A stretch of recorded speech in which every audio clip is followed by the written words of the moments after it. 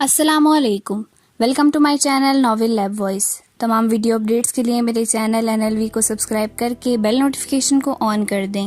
تو آئیے سنتے ہیں آج کی ویڈیو میں مصنفہ نمرہ احمد کا خوبصورت ناول جنت کے پتے، ایپیسوڈ 4۔ شام کے سائے گہرے پڑ رہے تھے جب وہ سبانجی یونیورسٹی پہنچی۔ سبانجی امرا کی جامعہ تھی، وہاں 4 ماہ کے ایک سیمسٹر کی فیس بھی $10,000 سے کم نہ تھی۔ شہر سے دور مضافات میں واقع وہ قدرے گولائی میں تعمیر کردہ عمارت بہت پرسکون دکھتی تھی۔ چونکہ وہ جگہ استنبول شہر سے قریباً 45 منٹ کے فاصلے پہ تھی، اس لیے سبانجی میں ڈے اسکالرز نہیں ہوتے تھے۔ اس کے تمام طلباء و طالبات بشمول حال نور جیسے لوگوں کے جن کے گھر استنبول میں ہی تھے، ہاسٹل میں رہائش پذیر تھے۔ یونیورسٹی کی عمارت سے دور برف سے ڈھکے میدانوں میں ایک جگہ تھوڑے تھوڑے فاصلے پہ اونچی عمارتیں کھڑی تھیں، وہ ان کے رہائشی ڈورم بلاکس تھے۔ انگریزی حرف L کی صورت کھڑی 3 منزلہ عمارتیں جن کے کمروں کے آگے بالکونیاں بنی تھیں۔ 6 کمرے L کی ایک لکیر پر تھے اور 6 دوسری لکیر پر۔ تمہارا کمرہ دوسری منزل پہ ہے، حالے نے اس کا سامان گاڑی سے نکالتے ہوئے بتایا۔ حیا اور ڈی جے دوسرا بیگ گھسیٹ کر لا رہی تھیں۔ ایل کی شکل کا ڈورم بلاک، جس کو حالے بھی 1 کہہ رہی تھی، کہ باہر گولائی میں چکر کھاتی سیڑھیاں کھلی آسمان تلے بنی تھیں جو اوپر تک لے جاتی تھیں۔ لوہے کی ان سیڑھیوں کے ہر 2 زینوں کے درمیان خلا تھا اور زینوں پہ برف کی موٹی تہ تھی۔ ذرا سا پاؤں پھسلے اور آپ کی ٹانگ اس گیپ میں سے نیچے پھسل جائے۔ وہ تینوں گرتی پڑتی بمشکل حیا کا سامان اوپر لائیں۔ کمرہ تو اچھا ہے، ہم یہاں رہیں گے۔ حیا نے حالے کی تھمائی چابی سے اپنی ڈورمیٹری کا دروازہ دھکیلا تو بے اختیار لبوں سے نکلا، ہم نہیں، صرف تم، کیونکہ خدیجہ کا بلاک B2 ہے، وہ جو سامنے ہے۔ اس نے انگلی سے دور برفیلے میدان میں بنی عمارت کی جانب اشارہ کیا۔ کیا مطلب، میں ادھر اکیلی؟ وہ دنگ رہ گئی۔ بعد میں تم بدلوا سکتی ہو ڈورم آفیسر سے کہہ کر، ابھی تم آرام کرو۔ ہر کمرے میں 4 اسٹوڈنٹس ہوتے ہیں، ہر اسٹوڈنٹ کی ٹیلی فون ایکسٹینشن اس کی میز پہ ہوتی ہے۔ آج کل چھٹیاں ہیں، اکثر طالب علم اپنے گھر گئے ہوئے ہیں۔ تمہارا کمرہ خالی ہے، مگر تم جا کر اپنے بیڈ پر ہی سونا۔ ترک لڑکیوں کے بستر پہ کوئی سو جائے تو وہ بہت برا مانتی ہیں۔ کوئی مسئلہ ہو تو میرا ڈورم بلاک B4 میں ہے، اوکے؟ مسکرا کر وہ بولی تو حیا نے سر ہلا دیا۔ ڈی جے نے بے چارگی سے اسے دیکھا اور حالے کے ہمراہ سیڑھیاں اترنے لگی۔ حالے سنو، اس عمارت کے پیچھے کیا ہے؟ کسی خیال کے تحت اس نے پکارا۔ حالے مسکرا کر پلٹی اور بولی، جنگل۔ پھر وہ دونوں زینے اتر گئیں۔ حیا ایک جھرجھری لے کر پلٹی اور اندر کمرے میں قدم رکھا۔ کمرہ خوبصورتی سے آراستہ تھا، ہر دیوار کے ساتھ ساتھ ایک ڈبل سٹوری بنک رکھا تھا۔ عموماً ایسے بنکس میں نیچے ایک بیڈ اور اوپر بھی ایک بیڈ ہوتا ہے، مگر اس میں نیچے بڑی سی رائٹنگ ٹیبل بنی تھی، اس کے ساتھ ہی لکڑی کی سیڑھی اوپر جاتی جہاں ایک آرام دہ بیڈ تھا۔ میز پہ ایک ٹیلی فون رکھا تھا۔ وہ چاروں بنکس کو دیکھتی اپنے نام کی میز کی کرسی کھینچ کر نڈھال سی بیٹھ گئی۔ وہ ایک تھکا دینے والا دن ثابت ہوا تھا، مگر ابھی وہ تھکن کے بجائے عجیب سی اداسی میں گھری تھی۔ غیر ملک، غیر خطہ، غیر جگہ اور تنہا کمرہ جس کے پیچھے جنگل تھا، اسے جانے کیوں بے چینی ہونے لگی۔ وہ فریش ہونے کے لیے اٹھی اور دروازے کی طرف بڑھی تاکہ باہر کہیں باتھ روم ڈھونڈے۔ ابھی اس نے دروازہ کھولا ہی تھا کہ 2 کمرے چھوڑ کر ایک کمرے کا دروازہ کھلا اور اس میں سے ایک لڑکا بیگ اٹھائے نکلا۔ اس نے جلدی سے دروازہ بند کیا اور پھر مقفل کر دیا۔ گرلز ہاسٹل میں لڑکا؟ اگر پاکستان میں ہوتی تو یقیناً یہی سوچتی، مگر یہ بات تو سبانجی کے پراسپیکٹس میں پڑ چکی تھی کہ وہ مخلوط ہاسٹل تھا، البتہ ایک کمرے کے اندر صرف ایک صنف والے افراد ہی رہ سکتے تھے۔ وہ بددل سی ہو کر واپس کرسی پہ آ بیٹھی۔ سامنے والی دیوار پہ ایک سفید اور سیاہ تصویر آویزاں تھی۔ پینسل سے بنایا گیا وہ خاکہ ایک کلہاڑے کا تھا جس کے پھل سے خون کی بوندیں گر رہی تھیں۔ خاکہ بے رنگ تھا، مگر خون کے قطروں کو بے حد شوخ رنگ سے بنایا گیا تھا۔ اس نے جھرجھری لے کر دوسری دیوار کو دیکھا۔ وہ ایک لڑکی کے چہرے کا بے رنگ پینسل سے بنا خاکہ ٹنگا ہوا تھا۔ وہ تکلیف کی شدت سے آنکھیں میچے ہوئے تھی، اس کی گردن پہ چھری چل رہی تھی اور اس سے بھڑکیلے سرخ خون کے قطرے ٹپک رہے تھے۔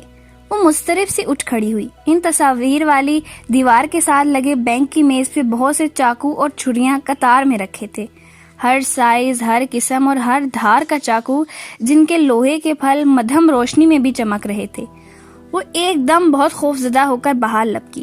کوریڈور میں بہت اندھیرا تھا، دور نیچے برف سے ڈھکے میدان دکھائی دے رہے تھے۔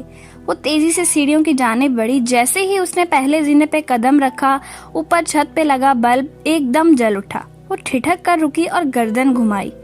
کوریڈور خالی تھا، وہاں کوئی نہیں تھا۔ پھر بلب کس نے جلایا؟ اس کی گردن کی پشت کے بال کھڑے ہونے لگے۔ دھڑکتے دل کے ساتھ وہ پلٹی اور زینے اترنے لگی۔ تبھی ایک دم ٹھا کی آواز کے ساتھ اوپر کوئی دروازہ بند ہوا۔ اس نے پتھر بن جانے کے خوف سے پیچھے مڑ کر نہیں دیکھا اور تیزی سے سیڑھیاں پھلانگتی چلی گئی۔ آخری زینے سے اتر کر اس نے جیسے ہی برف زار پہ قدم رکھا، اوپر بالکونی میں جلتا بلب بجھ گیا۔ باہر زور و شور سے برف گر رہی تھی۔ تازہ پڑی برف سے اس کے قدم پھسلنے لگے تھے۔ سفید سفید گالے اس کے بالوں اور جیکٹ پہ آ ٹھہرے تھے۔ وہ گرتے پڑتے ڈی جے کے بلاک B2 کی طرف بڑھ رہی تھی۔ اسے پہلی دفعہ اپنی کسی مانگی گئی دعا پہ پچھتاوا ہوا تھا۔ کاش آج یہ برف نہ پڑتی۔ B2 کی دوسری منزل کی بالکنی میں وہ دم لینے کو رکی۔ اسے منزل یاد تھی مگر کمرے کا نمبر بھول چکا تھا۔ اس نے ہونٹوں کے گرد ہاتھوں کا پیالہ بنا کر زور سے آواز دی، ڈی جے تم کہاں ہو؟ D J D J. ایک دروازہ جھٹ سے کھلا اور کسی نے ہاتھ سے پکڑ کر اسے اندر کھینچا۔ اگر تم 2 منٹ مزید تاخیر کرتی تو میں مر چکی ہوتی حیا۔ ڈی جے بھی اس کی طرح تنہا اور خوف زدہ لگ رہی تھی، مگر اس کمرے میں آ کر حیا کا سارا خوف اڑن چھو ہو چکا تھا۔ ڈرو مت، تمہارے ہی لیے تو آئی ہوں۔ مجھے پتا تھا تم اکیلی ڈر رہی ہوگی، ورنہ میرا کیا ہے، میں تو کہیں بھی رہ لیتی ہوں۔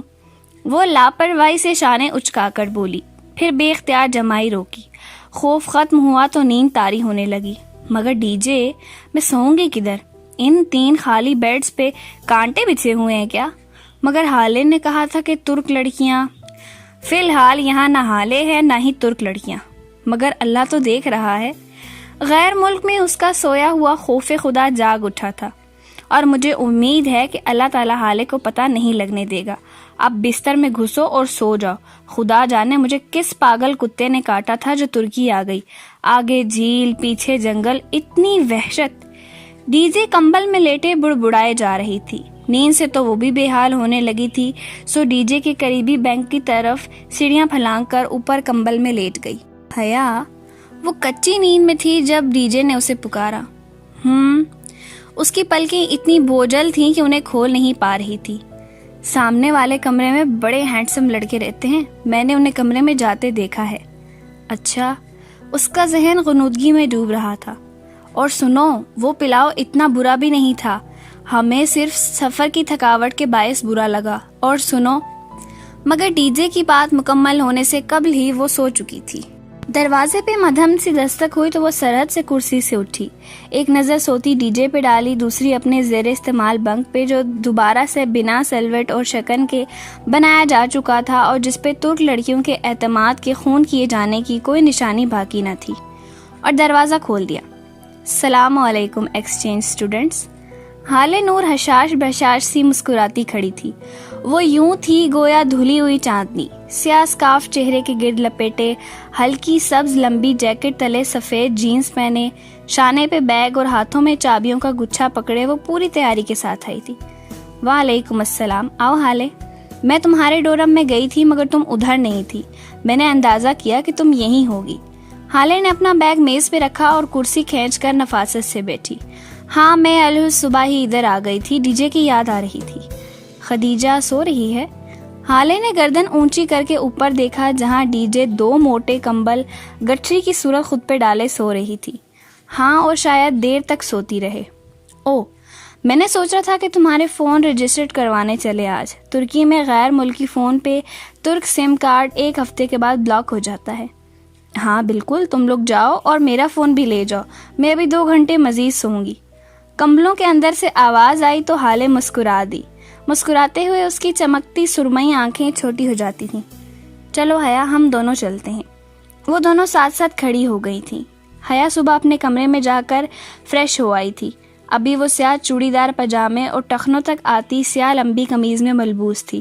शेफोन का दुपट्टा गर्दन के गिर्द मुफलर की तरह लपेटे और ऊपर लंबा स्वाद स्वेटर पहने जिनके बटन सामने से खुले थे। कुछ दिन मेरे खुशकिस्मत दिन होते हैं जब मेरे पास कार होती है और कुछ दिन बदकिस्मत दिन जब मेरे पास कार नहीं होती, और आज मेरा खुशकिस्मत दिन है। हाले ने उठते हुए बताया, अभी हम करीबी दुकानों में जाएंगे, अगर वहाँ से फ़ोन रजिस्टर ना हुए तो जवाहिर चलेंगे, उसके बाद वहाँ से जहांगीर। जवाहिर? हया ने अब्रू उठाई। जहांगीर को इसने किसी तुर्क का नाम समझकर नज़रअंदाज कर दिया। जवाहिर शॉपिंग मॉल है, यूरोप का सबसे बड़ा और दुनिया का छठा बड़ा शॉपिंग मॉल। ओ अच्छा, जैसे पार्क टावर्स? ऊपर कंबलों से आवाज आई। Park tower? हाले ने गर्दन उठाकर खदीजा के कमलों को देखा। हमारा पार्क टावर्स एशिया के सबसे बड़े शॉपिंग मॉल में शुमार होता है, वो गुनूदा आवाज में बोली। नाइस। हाले सताइश से मुस्कुराकर बाहर निकल गई। हया ने उसके जाने की तसल्ली कर ली, फिर लपक कर पीछे आई और सीढ़ी पे चढ़कर डीजे का कंबल खींचा। ये पार्क टावर्स एशिया का सबसे बड़ा मॉल कब से हो गया? उसने कौन सा जाकर चेक कर लेना है, थोड़ा शो मारने में क्या हर्ज है। डीजे गड़ाप से फिर से कंबल में घुस गई। हाले ड्राइव करते हुए मुतासिफ सी बार बार माजरत कर रही थी। फोन रजिस्टर नहीं हो सकते थे। एविया की दुकान पहले तो मिली नहीं, दूसरी मोबाइल कंपनियों की दुकानें ही हर जगह मौजूद थीं। यूं जैसे आपको जोंग की तलाश हो और हर तरफ यूं फोन की दुकानें हो। बमुश्किल एक दुकान मिली तो उसका मैनेजर शॉप बंद करके जा रहा था। लाख मिन्नतों पर भी उसने दुकान नहीं खोली और चला गया। अब हाले मुसलसल शर्मिंदगी का इजहार कर रही थी। बस करो हाले, बाद में हो जाएगा ये काम, अब मुझे शर्मिंदा मत करो। खैर, तुम्हारा दूसरा काम तो करूं, जहांगीर चलते हैं। हाले ने गहरी सांस अंदर खींची। गाड़ी सड़क पे रवां-दवां थी और खिड़की के बाहर हर सू बर्फ दिखाई दे रही थी। तुम एड्रेस दिखाओ, हम पहुंचने वाले हैं। किधर? हया ने नासमझी से ड्राइव करती हाले को देखा। जहांगीर, और किधर? वहाँ क्या है? तुम्हारी आंटी का घर। कल कहा जो था कि तुम्हें ले जाऊंगी, इस सुबह बताया भी था, भूल गई? तुम मुझे उधर लेकर जा रही हो? वो हक्का बक्का रह गई। हाँ ना, आप एड्रेस बता दो, स्ट्रीट नंबर तो मुझे याद रह गया था, आगे बताओ। ओ हाले, उसने हड़बड़ा कर पर्स से वो मुड़ा तुड़ा सा कागज निकाला। उसने कागज पे देखा, उस इलाके का नाम सिहांगीर लिखा था। वो उसे सिहांगीर पढ़ती रही थी। अब उसे याद आया कि तुर्कों का सी जीम की आवाज से पढ़ा जाता था। अगर उसे जरा सा भी अंदाजा होता कि उधर जाना है तो वो तहाइफ ही उठा लेती जो अम्मा ने भेजे थे। जरा अच्छे कपड़े ही पहन लेती, थोड़ा सा मेकअप ही कर लेती। लो, ये तो सामने ही था। अब तुम जाओ, मुझे उधर थोड़ा काम है। मेरा नंबर तुमने फोन में फीड कर लिया है ना? जब फारिग होना तो मुझे कॉल कर लेना, मैं आ जाऊंगी। घंटा तो मुझे लग ही जाएगा, फिर खाना साथ खाएंगे। गाड़ी रुक चुकी थी। हया ने बेतवज्जही से उसकी हिदायत सुनी और दरवाजा खोलकर नीचे उतरी। उसके दरवाजा बंद करते ही हाली गाड़ी जन से भगाकर आगे ले गई। वो एक खूबसूरत छोटा सा बंगला था। बैरूनी चार दीवारी की जगह सफेद रंग की लकड़ी की बाड़ लगी थी। गेट भी लकड़ी की बाड़ का बना था। गेट के पीछे छोटा सा बागीचा और उसके आगे वो बंगला। बंगले की गुलाबी छत मखरूती थी। दाखिली सफेद दरवाजा जरा ऊंचा था। उस तक चढ़ने के लिए 2 स्टेप्स बने थे। स्टेप्स के दोनों अतराफ खुश रंग फूलों वाले गमले रखे थे। तो ये थी वो छोटी सी जन्नत जिसमें वो रहता था और जिससे बाहर निकलने का उसने कभी नहीं सोचा था। वो गेट को धकेल कर पत्थरों की रविश पे चलती उन स्टेप्स तक आई। ऊंचे सफेद दरवाजे पे सुनहरी रंग की तख्ती लगी थी, सिकंदर शाह। वो तुर्क हिजों में लिखा नाम उसके फूफा का ही था। घंटी की तलाश में इसने उधर उधर निगाह दौड़ाई। उस घर में बहुत सी लकड़ी की खिड़कियां बनी थी और शायद कोई खिड़की खुली थी जिससे मुसलसल एक ठक ठक की आवाज आ रही थी, जैसे कोई हथौड़े या कुल्हाड़ी को लकड़ी पर जोर से मार रहा हो। उसने कप कपाती उंगली घंटी पे रखी और सुनहरी डोर नॉब के चमकते धात में अपना अक्स देखा। काजल से लबरेज बड़ी बड़ी स्याह आंखें, दोनों शानों पर फिसल कर नीचे गिरते लंबे बाल और सर्दी से सुर्ख पड़ती नाक। वो स्याह लिबास में चीनी की मूरत लग रही थी, घबराई हुई परेशान सी मूरत। उसने घंटी से उंगली उठाई तो ठक ठक की आवाज बंद हो गई। चंद लम्हे बाद लकड़ी के फर्श पे कदमों की चाप सुनाई दी। कोई अनजानी जुबान में बुड़बुड़ाता दरवाजा खोलने आ रहा था। वो लब काटते हुए किसी मुजरिम की तरह सर झुकाए खड़ी थी। जब दरवाजा खुला, चौखट पे बिछे डोरमेट पे उसे दरवाजा खोलने वाले के नंगे पांव नजर आए। गाहें धीरे से ऊपर उठती गईं। ब्लू जीन्स और ऊपर ग्रे स्वेटर में मलबूस वो एक हाथ में हथौड़ी पकड़े खड़ा था। स्वेटर की आस्तीनें उसने कोहनियों तक मोड़ रखी थी और उसके कसरती बाजू झलक रहे थे। हया ने धीरे से चेहरा उठाकर उसे देखा। उसका सांस लम्हे भर को साकित हुआ था। वो वैसा ही था जैसे अपने बचपन की तस्वीर में लगा करता था। वही भूरे माइल बाल जो बहुत स्टाइलिश अंदाज में माथे पे गिरते थे, पुरकशिश आंखें, उठी हुई मगरूर नाक, सुनहरी रंगत के तीखे नकूश। वो माथे पे तेवरी लिए आंखें सुकेड़े उसे दे रहा था। बिला शुबा वो बहुत हैंडसम था। सन कम सिन, उसने तुर्क में कुछ पूछा तो वो चौंकी। सबीन सिकंदर का घर यही है? जी यही है। वो अंग्रेजी में बताकर सवालिया जानती थी नजरों से उसका चेहरा देखने लगा। उसे लगा वो बॉस्फोरस के पुल पे हथेलियां फैलाए खड़ी है और नीले पानियों को छूकर आती हवा उसके बाल पीछे को उड़ा रही है। वो किसी गहरे ख्वाब के जेरे असर थी, हसीन ख्वाब के। मैं उनकी मेहमान हूँ, पाकिस्तान से आई हूँ, वो अटक अटक कर बोल रही थी। उसके सामने उसकी सारी खुद एतमादी हवा हो गई थी। एकदम वो खुद को बहुत कमजोर महसूस करने लगी थी। कैसी मेहमान? उसका अंदाज उखड़ा उखड़ा सा था, जैसे वो किसी जरूरी काम में मसरूफ था जिसमें हया मुखल हुई थी। मैं हया हूँ, हया सुलेमान। उसने पुरुमीद निगाहों से जहान सिकंदर का चेहरा देखा कि अभी उसका नाम सुनकर उसकी पुरकशिश आंखों में शनासाई की कोई रमक। कौन हया सुलेमान? उसके कदमों तले बॉस्फोरस का पुल शफ्क हुआ। वो बेदम सी नीचे गहरे नीले पानियों में जा गिरी थी। कौन हया सुलेमान? ये आवाज दोहराते हुए वो सुन सी होती उसे तक रही थी। उसकी पलकें झपकना भूल गई थी। उस शख्स के चेहरे पे जमानों की अजनबियत और बेजारी थी। पहचानने या ना पहचानने का सवाल ही न था। जहान सिकंदर तो उससे वाकिफ ही न था। कौन मादाम? उसने कतरे उकता कर दोहराया। हया ने खफीफ सा सर झटका, फिर लब भींच लिए। मैं सबीन फुप्पो से मिलने आई हूँ, उनके भाई सुलेमान की बेटी हूँ। वो जानती हैं मुझे। ओके, अंदर आ जाओ। वो शाने उचकाकर वापस पलट गया। वो झिझक कर ऊपर जीने पे चढ़ी पायदान को देखकर कुछ याद आया तो फौरन पैर जूतों से निकाले और लकड़ी की फर्श पे कदम रखा। फर्श बेहद सर्द था। वो राहदारी के उस पार जहान, उसने उस जहान को जाते देखा। वहां से हथौड़ी की ठक ठक फिर से शुरू हो चुकी थी। वो राहदारी अबूर करके किचन के खुले दरवाजे में आ खड़ी हुई। अमरीकी तर्ज का किचन नफासत से आरास्ता था। एन वस्त में गोल मेज के गिर्द 4 कुर्सियों का फूल बना था। एक जानिब काउंटर के साथ वो हया की तरफ पुश्त किए खड़ा था। उसके हाथ में हथौड़ी थी जिससे वो ऊपर कैबिनेट के खुले दरवाजे के जोड़ पर जोर जोर से ज़रबें लगा रहा था। वो चंद लम्हे की शशो पंच के बाद ढीठ बनकर आगे आई और कदरे आवाज के साथ कुर्सी खींची। वो बेख्तियार चौंक कर पलटा। ड्राइंग रूम में? खैर। वो नागवारी से लब बींच कर वापस कैबिनेट की तरफ मुड़ गया। उसने एक हाथ से कैबिनेट के दरवाजे के जोड़ पे किसी शय को पकड़ रखा था और दूसरे से हथौड़ी मार रहा था। हया सुलेमान ने जिंदगी में कभी इतनी तजलील महसूस नहीं की थी। Mom, mom. चंद लम्हे गुजरे तो वो उसी तरह काम की तरफ मुतवज्जा चेहरे पे ढेरों संजीदगी लिए पुकारने लगा। वो उंगलियां मरोड़ती टांग पे टांग रखे सर झुकाए बैठी थी। दफतन चौखट पे आखट हुई तो सर उठाया। राहदारी से बर्तन हाथ में लिए सबीन फुप्पो उसी पल किचन में दाखिल हुई थी। कंधों तक आते बॉब कट बाल और खुले लंबे स्कर्ट के ऊपर सुरमई स्वेटर पहने वो कुछ बोलती आ रही थी। उसे बैठा देखकर ठिठक कर रुकी। हया, मेरा बच्चा, तुम कब आई? बर्तन काउंटर पर तकरीबन गिराकर वो वालिहाना अंदाज में उसकी तरफ लपकी। वो जो जहान के सर्द महर रवैये पे बददिल सी बैठी थी, गड़बड़ा कर उठी। बहुत गर्म जोशी से उसे गले लगाकर उन्होंने उसकी पेशानी चूमी। फिर बेहद मोहब्बत और अपनायत भरी नम आंखों से मुस्कुराकर उसका चेहरा देखा। फातिमा ने बताया था कि तुम कुछ रोज तक मिलने आओगी। मैं सोच रही थी तुम थकन उतार लो तो मैं खुद ही तुमसे मिलने आऊंगी। कैसी हो तुम? कितनी प्यारी हो गई हो। वो अब उसके साथ वाली कुर्सी पे बैठी मोहब्बत से उसका हाथ थामे कह रही थी, मैं ठीक हूँ फूफो, आप कैसी हैं?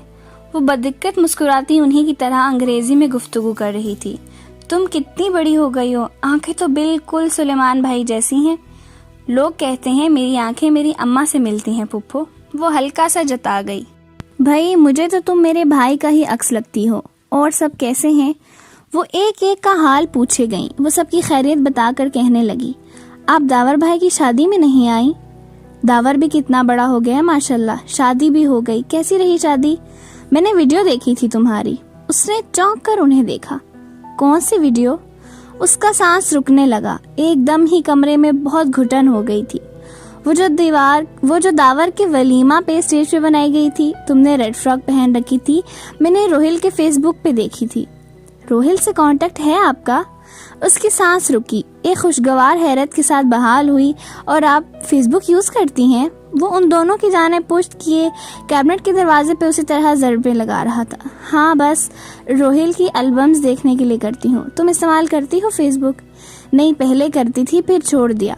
मुझे ये सोशल नेटवर्क्स पसंद नहीं। हर शख्स आपकी ज़िंदगी में झांक रहा होता है, इंसान की कोई प्राइवेसी ही नहीं रहती। ओह हया, तुम जहान से मिली? एकदम ख्याल आने पे उन्होंने गर्दन फेर कर अपने बेटे को देखा, जो चेहरे पे ढेरों सख्ती लिए अपने काम की जानिब मुतवज्जह था। जहान, तुम हया से मिले हो? ये सुलेमान भाई की बेटी और रोहिल की बहन है, तुम्हारी फर्स्ट कज़न। मिल चुका हूँ। वो अब झुक कर दराज से कील निकाल रहा था। ये रिश्तेदारियाँ याद रखने के मामले में बहुत चोर है। वैसे कोशिश तो करता है और इससे रिश्ते याद भी रहते हैं। दरअसल फूफो, रिश्ते इंसान को तब याद रहते हैं जब उसके माँ बाप उसे रिश्ते याद दिलाएं। बच्चों का क्या कसूर? सारा कसूर तो वालिदैन का होता है। अगर वालिदैन ही औलाद को कभी रिश्तेदारों से ना मिलवाएं तो इल्जाम किसके सर पे रखा जाए? सबीन फूफो का जोशो खरोश से धमकता चेहरा फीका पड़ गया, मगर वो इसी तरह तलखी से कहती जा रही थी। जहान अब भी काम में मसरूफ था। मसलन अब आप लोग हैं, आप कई दिहाइयों से इधर मुकीम है और शायद आपका वापस आने और अपने खूनी रिश्तों से मिलने का दिल ही नहीं चाहता। तो है ना ये अनफेयर? नहीं। फूफो का चेहरा सफ़ेद पड़ गया था, लट्ठे की मानद सफ़ेद और फीका। फिर वो बदिक्कत जरा सा मुस्कुराई और होले से सर झटका। ठीक कह रही हो, बस कभी आ ही नहीं सके।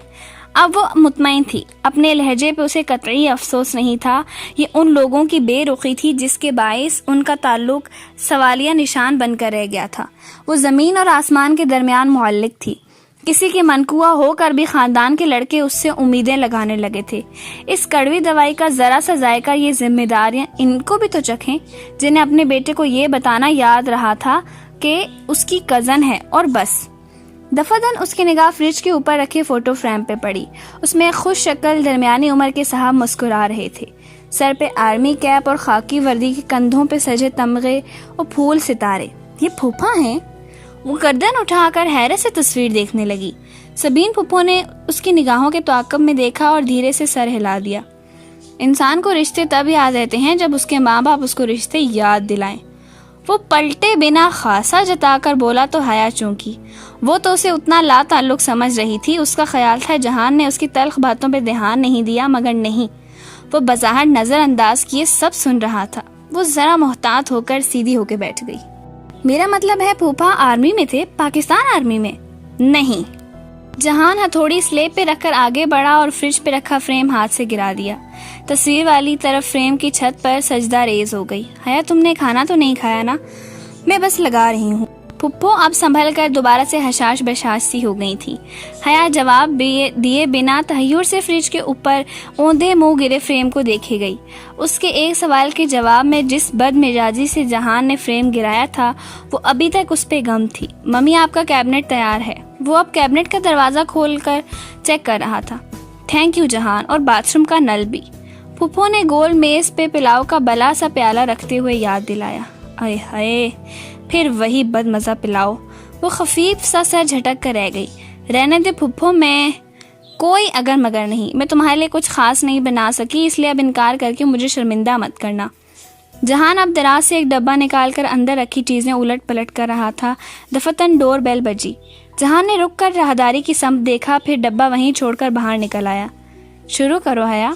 फुप्पो ने मुस्कुराती आंखों से उसे देखते प्लेट थमाई। उसने शुक्रिया कहकर चावल और थोड़ा सा लोबिया का मसाला प्लेट में निकाला। राहदारी के उस पार जहान किसी मर्द के साथ तुर्क में कुछ बोल रहा था। दोनों की मध्यम सी आवाजें सुनाई दे रही थी। दूसरे ही चम्मच में वो पिलाव इसे मजेदार लगने लगा था। डीजे ठीक कह रही थी। उनको खाना सिर्फ सफर की मतली के बाइस बुरा लग रहा था। फुप्पो, आपके हाथ में बहुत जायका। हया, उसका चमचा मुंह तक जागता हाथ दोनों रुक गए। बेयकीने से उसने गर्दन मोड़ी। जहान राहदारी से उसे पुकारता चला आ रहा था। क्या इस मगरूर और बददिमाग आदमी को उसका नाम याद रह गया था? جی، وہ بمشکل بول پائی۔ وہ کچن کے کھلے دروازے سے اندر آیا تو حیا نے دیکھا اس کے ہاتھوں میں ایک کھلے گلابوں کا بکے اور سفید کارڈ تھا۔ کیا تم یہاں رہنے آئی ہو؟ وہ اس کے سامنے کھڑا سختی سے پوچھنے لگا۔ نہیں۔ وہ سانس روکے ان سفید گلاب کے پھولوں کو دیکھ رہی تھی۔ یہ اس کے لیے نہیں ہو سکتے تھے، نہیں، ہرگز نہیں۔ تو پھر اپنے ویلنٹائن کو میرے گھر کا پتہ دینے کی کیا ضرورت تھی؟ اس نے زیر لب ترک میں کسی غیر مہذب لفظ سے اس نامعلوم شخص کو نوازا اور گلدستہ و کارڈ اس کے سامنے میز پر تقریباً پھینکنے کے انداز میں رکھا۔ نہیں، میں نے نہیں۔ وہ پھٹی پھٹی نگاہوں سے پھولوں کے اوپر گرے سفید کارڈ کو دیکھے گئی جس پر لکھے حروف نمایاں تھے، فار مائی لو حیا سلیمان، فرام یور ویلنٹائن۔ اور ویلنٹائن ڈے میں ہفتہ 10 دن باقی تھے، اسے یاد تھا۔ یہ یہاں بھی پہنچ گیا، وہ ابھی تک بے یقین تھی۔ جہان اپنا ٹول باکس کھولے کھڑا چیزیں الٹ پلٹ کر رہا تھا۔ کچن میں ایک شرمندہ سی خاموشی چھائی ہوئی تھی۔ دفتن میز پہ رکھا حیا کا موبائل بج اٹھا۔ اس نے چونک کر دیکھا، گھر سے کال آ رہی تھی۔ اس نے کال کاٹی اور اٹھ کھڑی ہوئی۔ حیا بیٹھو بچے۔ پھپھو نے اسے روکنا چاہا۔ میری فرینڈ کی کال آ رہی ہے، وہ باہر آ گئی ہے شاید، چلتی ہوں، اللہ حافظ۔ حالانکہ پھپھو کی شکل سے ظاہر تھا کہ وہ جانتی ہیں فون اس کی دوست کا نہیں تھا، مگر انہوں نے سر ہلا دیا۔ کہنے کو جیسے کچھ باقی نہیں رہا تھا، وہ کرسی دھکیل کر تیزی سے باہر نکل گئی۔ میز پہ سفید گلاب پڑے رہ گئے، ڈور میٹ پہ اس کے جوتے یوں ہی پڑے تھے۔ اس نے پاؤں میں ڈالے تو دیکھا ایک کاغذ ان پر گرا ہوا تھا۔ حیا جھکی اور وہ کاغذ اٹھایا۔ وہ کسی کوریئر کمپنی کی رسید تھی، غالباً جو شاید جہان نے دستخط کر کے وہیں پھینک دی تھی۔ وہ رسید الٹ پلٹ کر دیکھتی تیز قدموں سے گیٹ عبور کر گئی۔ وہ پھول آج ہی کی تاریخ میں کسی AR نے بک کروائے تھے، اسے احمد اور AR۔ وہ دھیرے دھیرے سڑک کنارے چلنے لگی۔ رسید ابھی تک اس کے ہاتھ میں تھی۔ وہ گھنٹہ بھر پہلے تک خود اس بات سے ناواقف تھی کہ وہ جہانگیر سے آ رہی ہے۔ پھر اس AR کو کیسے معلوم ہوا؟ کیا وہ اس کا پیچھا کر رہا تھا؟ کیا اس کا تعاقب کیا جا رہا تھا؟ لیکن ایک پاکستانی آفیسر کے ایک غیر ملک میں اتنے ذرائع کیسے ہو سکتے تھے؟ صرف اسے تنگ کرنے کے لیے اتنی لمبی چوڑی منصوبہ بندی کون کرے گا؟